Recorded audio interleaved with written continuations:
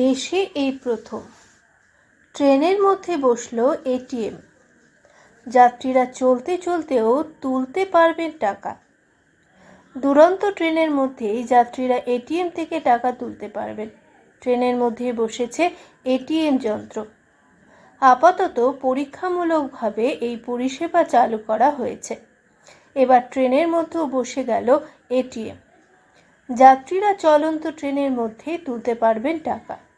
আপাতত পরীক্ষামূলকভাবে একটি এটিএম বসানো হয়েছে পঞ্চবটি এক্সপ্রেসে। মহারাষ্ট্রের মানমাড থেকে মুম্বাই পর্যন্ত প্রতিদিন চলাচল করে এই ট্রেনটি।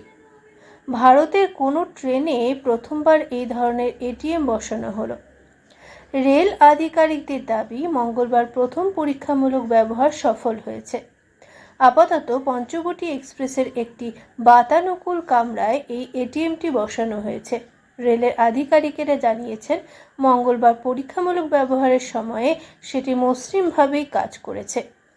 তবে একবার এটিএম যন্ত্রের সিগন্যাল হারিয়ে গিয়েছিল।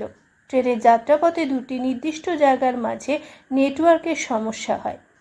ওই জায়গাটিতেই মূলত এটিএমের সিগন্যাল হারিয়ে গিয়েছে। বস্তুত যাত্রাপথের ওই অংশের মধ্যে রেলের বেশ কিছু সুড়ঙ্গ পথও রয়েছে।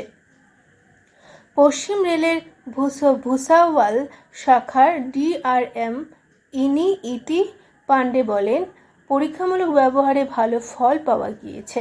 এখন চলন্ত ট্রেনেও টাকা তুলতে পারবেন যাত্রীরা। যন্ত্রটি কেমন কাজ করছে তার উপর আগামী দিনে নজর রাখা হবে। রেলের ভাড়া ছাড়া অন্য লাভজনক ক্ষেত্রগুলি নিয়ে আলোচনার সময়ে এই সিদ্ধান্তটি নেওয়া হয়। ব্যাংক অফ মহারাষ্ট্র এবং রেলের ভুসাওয়াল শাখার যৌথ উদ্যোগে এই এটিএমটি বসানো হয়েছে বলে জানান ওই রেল আধিকারিকরা। যাত্রাপথে নতুন এই সুবিধা পেয়ে খুশি পঞ্চবটি এক্সপ্রেসের যাত্রীরা।